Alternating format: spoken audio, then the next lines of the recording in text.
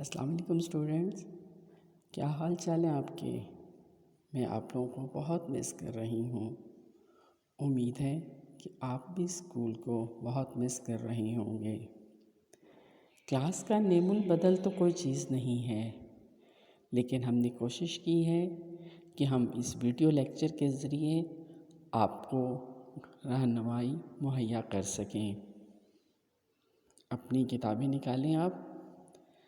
سورۃ انفال کی آیت نمبر 49 تا 58 کی تلاوت، ترجمہ، تشریح ہم اپنے پچھلے دونوں لیکچرز میں کمپلیٹ کر چکے ہیں۔ اب اس کی مشقی سوالات دیکھتے ہیں۔ امید ہے کہ آپ تشریح کے بعد اس قابل ہوں گے کہ آپ مشقی سوالات کو حل کر سکیں۔ سوال نمبر 1، سورۃ انفال کی ان آیات میں مسلمانوں کی جہاد کے لیے تیاریاں دیکھ کر منافقین نے کیا تبصرہ کیا؟ اس میں سب سے پہلی ہیڈنگ آپ دیں گے جہاد کا پس منظر۔ مسلمان مدینہ آ کر امن و سکون کی زندگی بسر کر رہے تھے۔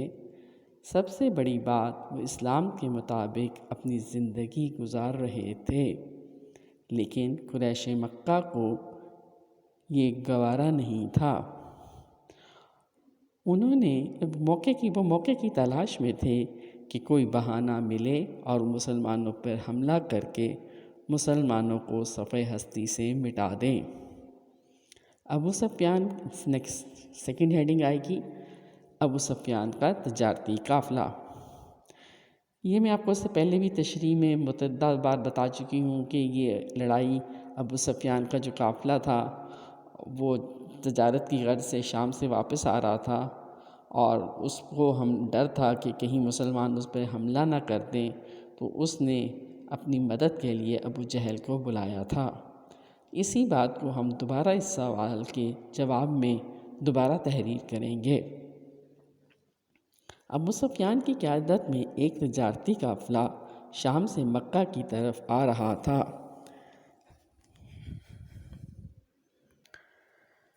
ابو سفیان کو ڈر تھا کہ کہیں مسلمانوں کا گروہ اس پر حملہ نہ کرتے۔ اس نے مدد کے لیے ابو جہل کو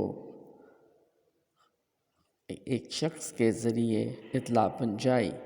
ابو جہل نے لوگوں کو جنگ پر ابھارا اور تھوڑی ہی دیر میں 1000 آدمیوں کا لشکر تیار ہو کر مدینہ کی طرف چل پڑا۔ راستے میں انہیں خبر ملی کہ ابو سفیان کا قافلہ صحیح سلامت بچ کر نکل آیا ہے۔ اس پر کئی لوگوں نے اس کو مشورہ دیا کہ واپس لوٹ جائیں، لیکن اس نے کہا کہ نہیں، میں تو اب میدان بدر میں جا کر ہی ڈیرے ڈالوں گا اور مسلمانوں کو صفحہ ہستی سے مٹا کر ہی دم لوں گا۔ اس میں تھرڈ ہیڈنگ دیں گے منافقین کا تبصرہ، جو ہمارا اصل میں سوال ہے۔ پہلے اس کا ہم نے ایک مختصر سا نقشہ کھینچا ہے، اور کوئی بھی سوال کرنے سے پہلے اس کی تہمید باندھی جاتی ہے۔ منافقین کا تبصرہ۔ منافقین نے جب 1000 آزمودہ اسلحے سے لیس سپاہیوں پہ مشتمل ابو جہل کا لشکر دیکھا تو حیران رہ گئے کہ مٹھی بھر لوگ ابو جہل کے لشکر کا کیا مقابلہ کریں گے۔ وہ لشکر تو انہیں پیس کے رکھ دے گا، کیا انہیں نظر نہیں آتا؟ کیا ان کے دین نے ان کی عقل پہ پردے ڈال دیے ہیں؟ کیا یہ لوگ پاگل ہو گئے ہیں؟ وہ مسلمانوں کے بارے میں یہ کہا جا رہا ہے کہ مسلمان کہیں پاگل تو نہیں ہو گئے کہ اتنے بڑے لشکر سے وہ مقابلہ کرنے کے لیے تیار ہیں۔ ان میں اپنے نفع نقصان کی تمیز نہیں رہی، جو موت کے منہ میں چھلانگ لگانے جا رہے ہیں۔ شاید جو ان آیات میں جو لفظ پراپر یوز کیا گیا ہے وہ ہے انہیں ان کے دین نے مغرور کر رکھا ہے۔ دوسری حیرت کی بات یہ تھی کہ ان کے چہروں پر پریشانی کے کوئی آثار نہیں تھے۔ یہ تو بڑے ذوق اور شوق سے آگے بڑھتے جا رہے تھے۔ ایسا معلوم ہوتا تھا کہ جیسے وہ کسی سیر کو جا رہے ہیں۔ کافروں کو یہ معلوم نہیں تھا کہ ان مجاہدین کے سینوں میں کون سی شمع روشن ہے، کون سی ذات باری تعالیٰ ہے جو انہیں جہاد پر خوش و خرم جانے پر جس کے پیچھے خوش و خرم جانے پہ جس ذات باری تعالیٰ کا ہاتھ ہے۔ کوسچن نمبر 2، کفار کی جانب سے عہد شکنی کی صورت میں اللہ تعالیٰ نے نبی کریم کو کیا ہدایات دیں؟ اس میں بھی پہلے ہم تھوڑا سا مختصر سا اس میں شروع میں ایک پیراگراف لکھیں گے، اور اس کے بعد پھر ہم وہ جو اللہ تعالیٰ نے کفار کی جانب سے عہد شکنی کی صورت میں اللہ تعالیٰ نے جو ہدایات کی ہیں، پھر اس کو ہم پوائنٹ ٹو پوائنٹ 1 بائی 1 اس کو لکھیں گے۔ کفار کا کفر تو ظلم عظیم تھا، مگر عہد شکنی کی اخلاقی برائی ان میں بہت عام تھی۔ انہیں معاہدے کی اہمیت اور تقدس کا احساس تک نہ تھا۔ عہد شکنی کو وہ اپنی سیاسی چال سمجھتے تھے۔ کسی قوم سے ایک معاہدہ کرتے اور کچھ زیادہ فائدہ دیکھتے ہوئے اس قوم کی دشمن قوم سے معاہدہ کر لیتے۔ عہد شکنی بہت بڑی زیادتی، بہت بڑا اخلاقی جرم ہے۔ ایک دفعہ حضور صلی اللہ علیہ وآلہ وسلم اور یہودیوں کے درمیان ایک تحریر لکھی گئی جس میں یہودیوں نے مصالحت کا ذکر تھا، اور یہودیوں سے معاہدہ کیا گیا کہ وہ اپنے مذہب پر قائم رکھے جائیں گے۔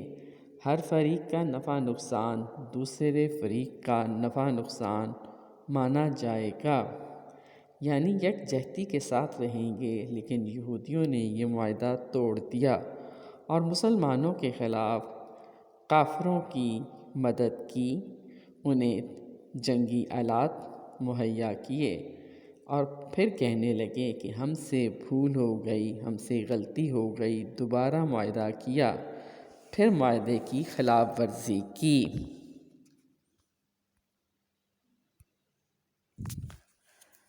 اگلی ہیڈنگ دیں، عہد شکن کفار کے لیے نبی پاک کو اللہ تعالیٰ نے جو ہدایات دیں ان کو وہ درجہ ذیل ہیں۔ نمبر 1، اس کی ہیڈنگ دیں، اگر لڑائی میں انہیں پائیں تو عبرتناک سزا دیں۔ لڑائی میں انہیں گرفتار کر لیں اور سخت سزا دیں، اس قدر سزا دیں کہ ان کی پچھلے آنے والی نسلوں کے لیے عبرت ہو کہ وہ آئندہ عہد شکنی نہ کر سکیں۔ نمبر 2 پوائنٹ، کفار سے غداری کا اندیشہ ہو تو اس سے معاہدہ ختم کر دیں۔ اگر آپ کو کسی قوم سے اندیشہ ہو کہ وہ غدار ہوگی یا غداری کرے گی، معاہدے کا پاس نہیں رکھے گی، تو اس کا معاہدہ اسے پلٹ دیں۔ پلٹ دیں سے مراد یہ ہے کہ معاہدہ ختم کر دیں اور ان سے جنگ کریں۔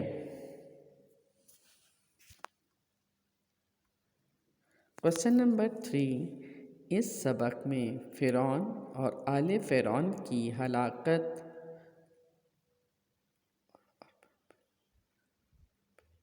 اور بربری کے کیا اسباب بیان کیے گئے ہیں؟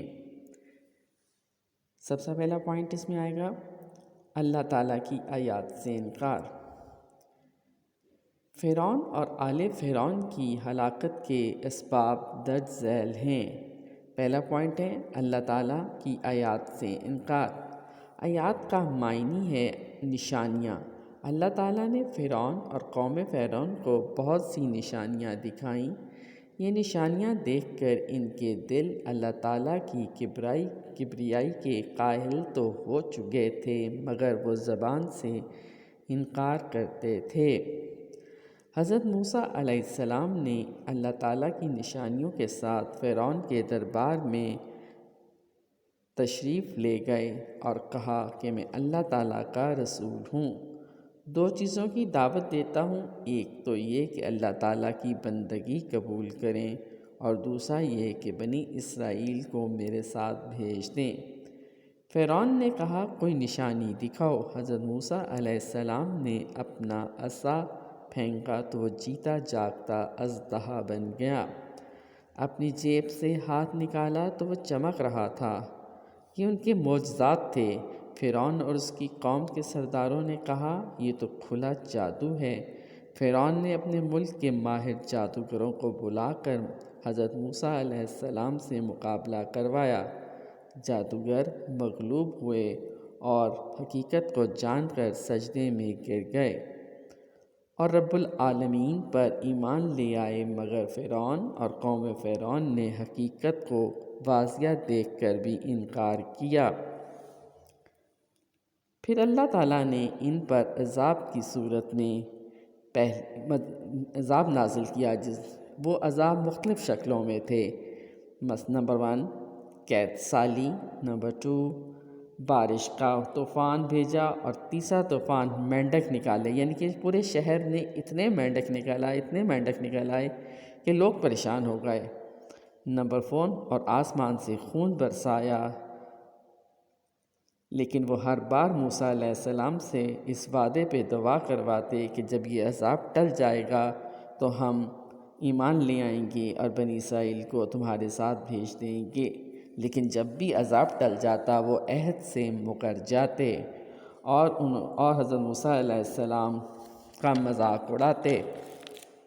نمبر 3 پوائنٹ، اللہ تعالیٰ کی نشانیوں کو جھٹلانا۔ اللہ تعالیٰ کی نشانیوں کا انکار کرنے کا مطلب یہ ہے کہ نشانیاں اللہ تعالیٰ کی طرف سے نہ ماننا، بلکہ اس کا ظہور کسی اور طاقت کے سبب ماننا، جیسے کہ انہوں نے حضرت موسیٰ علیہ السلام کے معجزات کو جادو کا نام دیا۔ نمبر 4 پوائنٹ، جانوروں سے بھی بدتر۔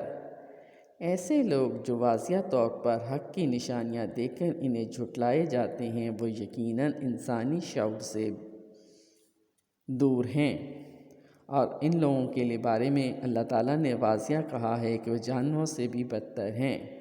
یہی حال فرعونیوں کا تھا۔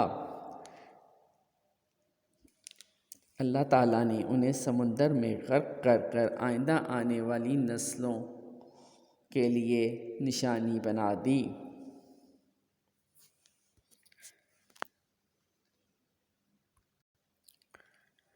نعمتوں کا شکر بجا نہ لانا۔